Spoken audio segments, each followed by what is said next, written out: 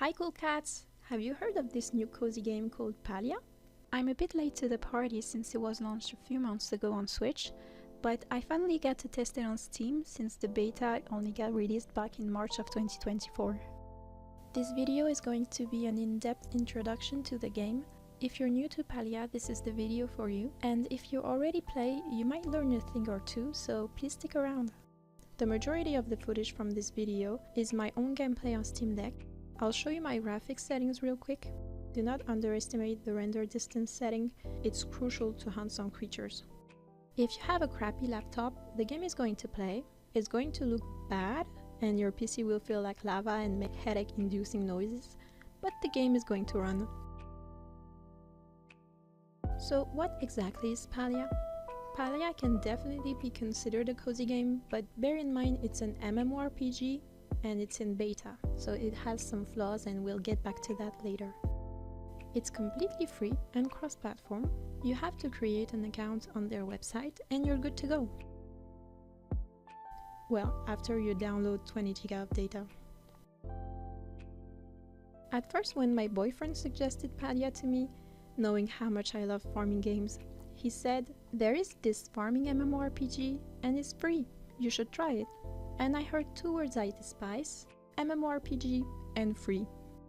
I feared the game would be too grindy, just like other MMORPGs I tried in the past, and I also feared the game would be full of microtransactions, which could unbalance the game. After a few hours of playing, I personally don't feel like the game is that grindy, but we all have different pain tolerance, and the devs actually only offer skins to support them financially. They are super pretty and diverse. They are quite pricey in my opinion, but let's not forget this is their only way to make money on the game. After your very first purchase, you get a free pet that follows you around. It's the brown Palcat. You can unlock all types of Palcats once you spend at least 30 euros in total on the game. Since the last patch, the devs added foxes and they have to be bought individually. Someone on Discord mentioned they should add pet clothes, and I definitely agree. Long story short, there is no combat, no enemies, you have your own plot, your own house to decorate, a mailbox to receive quests, gifts, letters, a shipping box that gets emptied twice a day, soul you can farm, animals you can kill, fish you can fish, bugs you can catch, characters you can date. I personally fell in love with Hodaddy at first. Look at that chat jaw, mamma mia. But then I met her. Oh, goodbye Hodaddy. Listen, if you care about dateable characters, you are served in this game. They are all super hot. The game works on certain aspects like Animal Crossing New Horizons. You have recipes for decorations, food, machines, tools. You can buy the recipes from NPCs, or in the case of decorations, you can buy decorations directly from Tish in her store, or when you craft a piece of furniture for the first time, you can learn a new furniture recipe of the same theme for free. You can loop this mechanic until there is no recipe from that theme left, as long as you have the ingredients, duh. I swear this messed up my brain chemistry. I can only feel pleasure doing this now. When you reach a certain level, you can upgrade your tools so they do more damage, have more reach, you get the shtick. This brings the issue of tool durability. Dun, dun, dun. If your upgraded tool reaches the end of its durability bar, it reverts back to the previous version and you need to craft the upgrade again. To prevent this from happening, you can use your fixing bags or money to repair the tools on an anvil, filling the durability bar back up. This mechanic is personally not a deal breaker for me, since I can refill the durability bar. If the tool straight up broke and I had to craft it again and again, I would lose my mind just like I did in New Horizons or Breath of the Wild.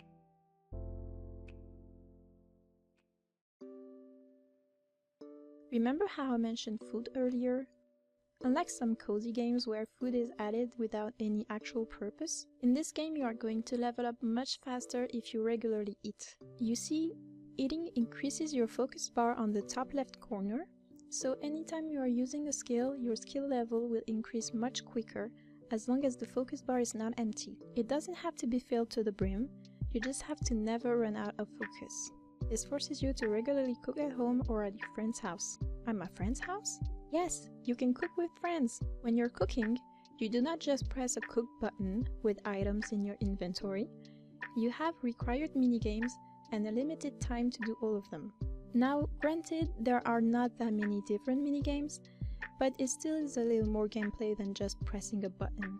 If your friend is cooking and you do at least one of the minigames, you are both going to end up with the finished product.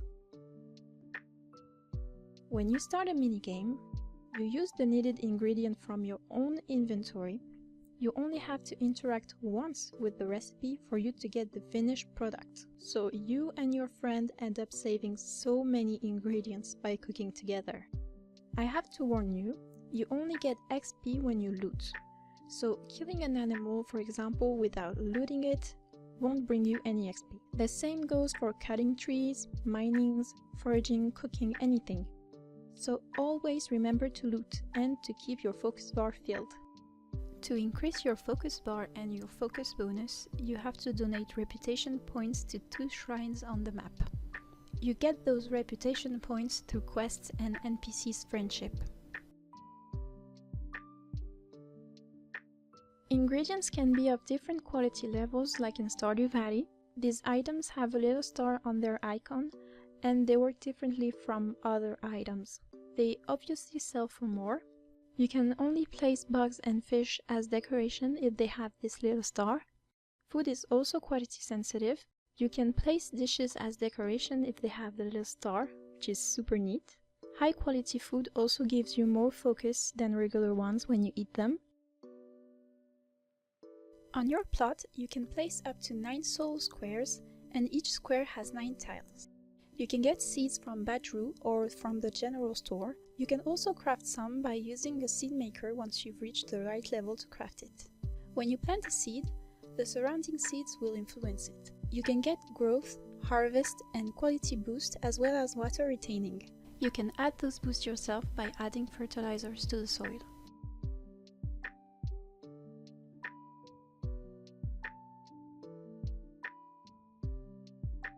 I personally can't be bothered, but there are online tools to generate a garden with the best boosts.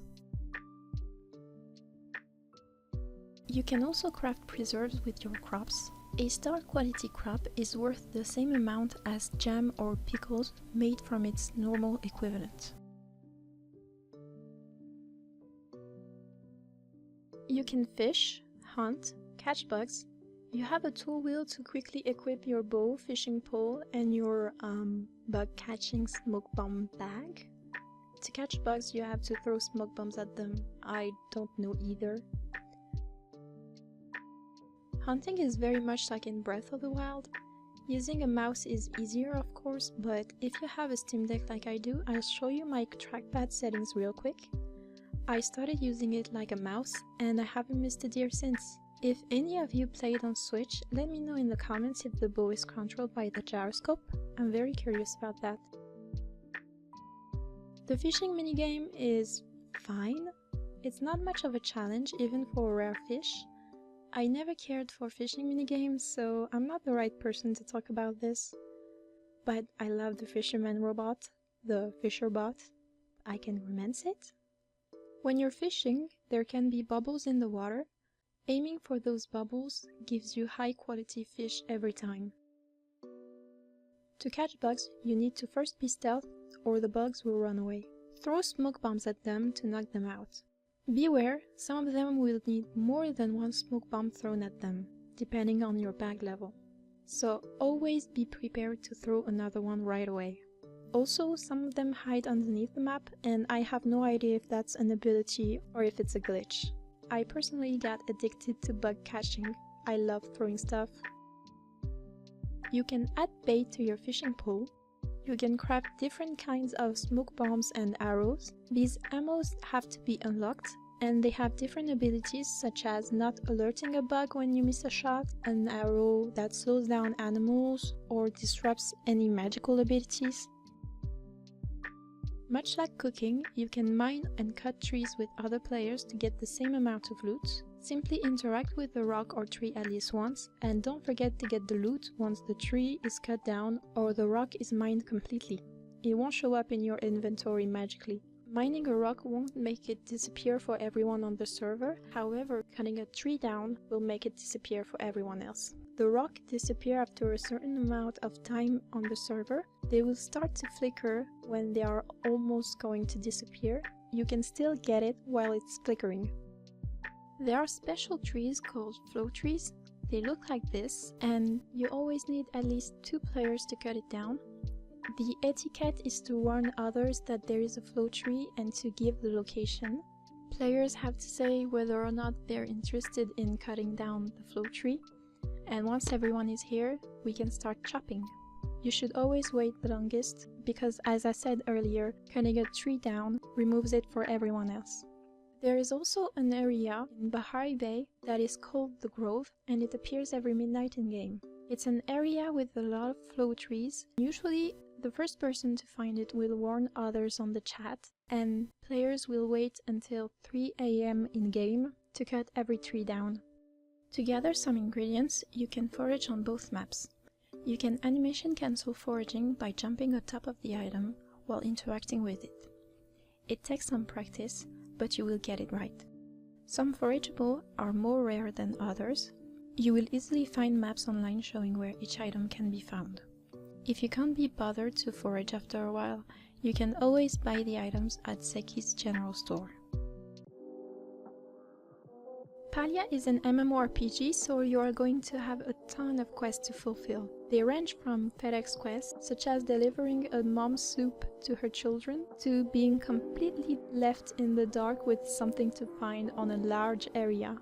I had to look up some of the quests because I'm blind apparently. There are dungeons to move forward in the main storyline. I finished the first 2, and there is a story, but I will let you discover it for yourself. After completing a dungeon, a bundle opens in the ruins located here in Kilima Valley. They remind me of the community center bundles of Stardew Valley. I haven't completed any of them yet, so I can't spoil you on the rewards, and I don't want to spoil myself either. I've never seen a quieter MMORPG. No one is talking on the chat.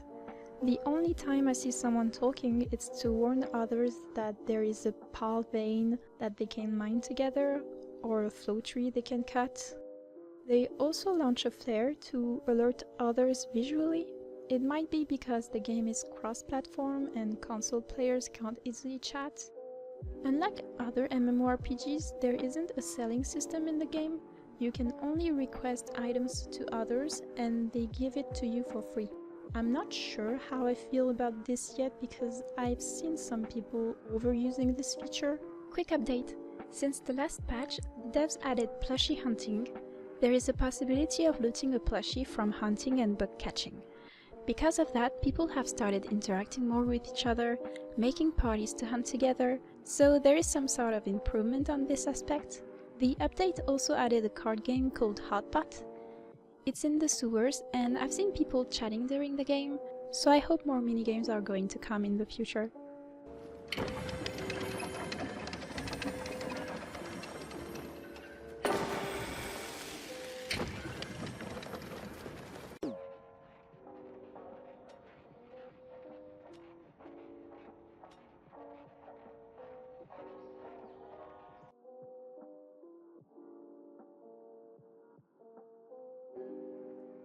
The game really wants you to play with other players. Fishing gives you more XP when another player is around you. Hunting with other people is also necessary for some animals. Some animals have magical abilities. They can teleport, disappear, duplicate, or even just run too fast for you to catch up on your own. So the optimal hunting squad would be a player with slowdown arrows, another one with dispel arrows, and a third one ready to launch powerful arrows at it.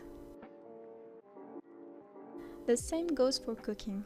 Some recipes have so many steps. They are doable by 2 people, but they are impossible if you are alone. In the end, they are much easier to do with at least 3 people. Whether it's because you could be missing ingredients someone else has, or because you could run out of time and end up not completing some of the steps. When you create a party, anything your friend catches or gathers will be available for you as long as you're not far away from each other. Unlike with other players, you do not have to interact at least once with the item to get the loot. Your friend could be hunting by themselves and you will still get the loot waiting for you on the ground. Be careful, because since the last patch I went plushie hunting with my best friend, and anytime we were more than 30 to 40 meters away from each other, we would not get each other's loot. I got a ladybug plushie and she couldn't get it because she was too far away. And the same happened to me for the Elder Cernuc plushie. So always make sure to stay at most 30 meters away from each other. Here's a quick lesson on the chat vocabulary. FT means flow tree. BP means big pal, MP means medium pal, you get it. Pal is an ore, by the way. The letter and number following the resource is the location. The map is separated in acres, so BP-C3 means there is a big pal rock in acre C3. Take notes because there will be a test. I usually dislike dialogues in video games because they tend to go on for too long. But in this game it was just the right amount of dialogue. The lines are actually super funny. Certain themes come back from time to time, such as res lettuce soup. It gives you a great sense of community, and it reminds you that those characters have a life and a past of their own before you came to town.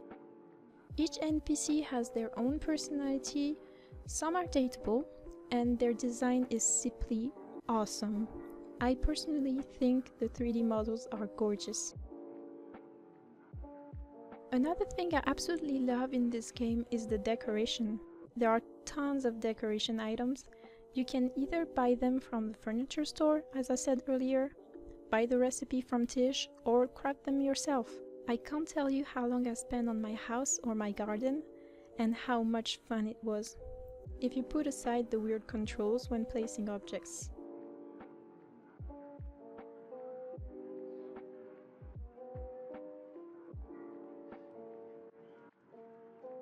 In the general store, you can use lucky coins to get lucky boxes. Sometimes you'll get exclusive furniture from it. Most of the time you'll get random crap, so don't get addicted.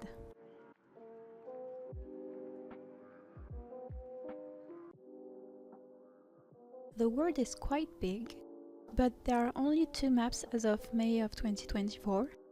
You can climb in the game, but you do not have the freedom you have in, let's say, Breath of the Wild. So it can become quite frustrating after the 10th invisible wall. Traveling by foot can be quite long for some players, so here are some tips. From your plot, to travel to Bahari Bay, instead of traveling all the way from Kilima Valley to Bahari Bay, simply go to the back of your plot. There is a second gate to directly go to Bahari Bay. The other gate is to go to Kilima Valley. There are signs marked as this symbol on the map.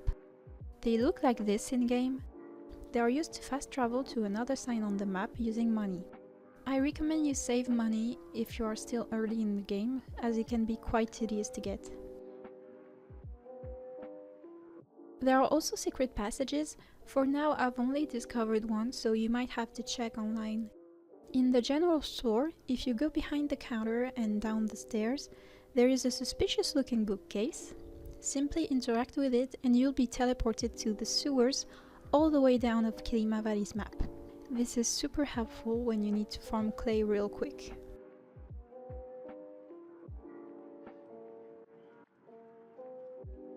The game can be quite buggy. When I first started playing on Steam Deck, I ended up spending an hour looking for rocks before asking my boyfriend, "Where the hell do you mine in this game?"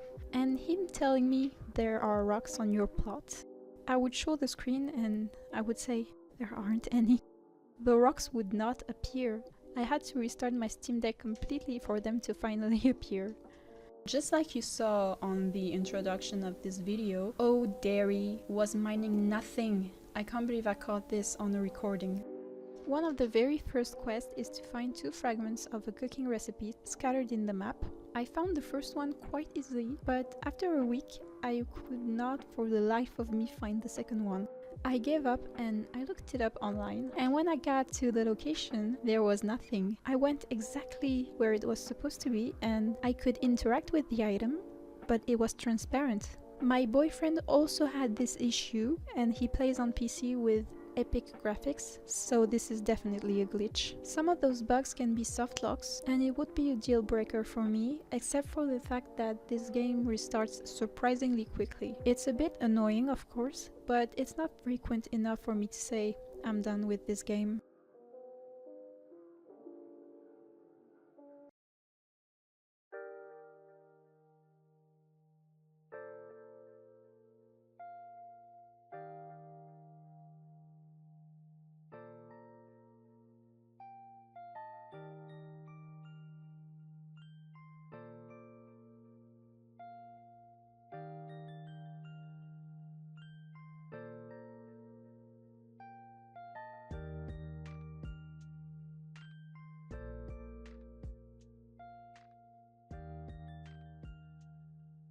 This is a sort of message for future me, so I can see how things have evolved and if I was wrong.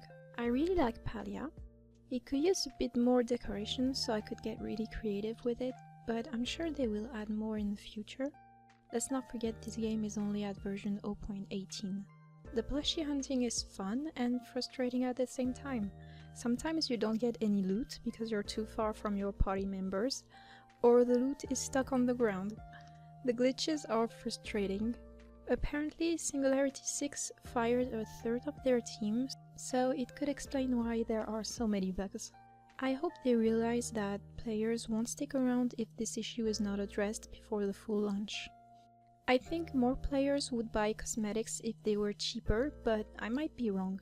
Bulk crafting is great, I love quality of life improvements, but cooking could use some quality of life update too. Once you improve your focus bar, cooking for hunting sessions becomes ridiculously long. Sometimes I want to play, but I end up cooking for 30 minutes before starting the hunt. I'm frustrated because of the time-limited Twitch drops and exclusive Switch stuff. I have a Switch, but I didn't know the game would be cross-platform, so I didn't want to start a save on my Switch and lose it once the game got to Steam. Because of that, I missed out on so many exclusive cool items, and I don't know if they will ever come back. Maybe as gacha rewards? Talking about those, I don't like gacha in games, and 10k for one lucky coin is a bit ridiculous. I wouldn't complain as much if I knew each drop percentage like any other gacha. I can't wait for more maps and NPCs. They might add combat in the future, so we'll see about that. Having players co-op to kill enemies could be cool. I really want them to add seasons. I would love to go to a summer festival, have minigames like building a snowman with other players, or time-limited Forageable during fall. I wish servers could handle more than 25 players each. Apparently this is linked to Nintendo Online restrictions, so I'm torn between happiness that the game is cross-platform and disappointment because the game looks empty a lot of the time. This is because players are doing their own thing most of the time without interacting with others. Overall, I really like this game. I've been playing it non-stop since the Steam release, and I even spend money on it. I'm a bit worried about glitches getting worse with time, but I don't want to be too anxious or pessimistic. It's probably like this for every game in beta, right? That's all I can think of to introduce you to the game. I couldn't show you the time-limited festivals because I wasn't playing on Switch in December, so I will let you look that up if you're curious. This video was quite dense. Writing the script made me realize how full of mechanics and details the game actually is. I wanted this video to be interesting for anyone curious about Palia, whether you're discovering it or you already know it. I hope I did a good job at that, so please let me know in the comments or by liking the video. I hope you have all the tools necessary to start playing if I get you interested. I've only played for about 200 hours, so I'm very much not a pro on the game. I could have missed some mechanics or secret passages. please let me know in the comments. You will end up helping me and others by doing so. Do you want to see other videos about Palia from me? Let me know in the comments if you have any video ideas. Thank you for watching, I really appreciate it, and I will see you cool cats in another video. Bye!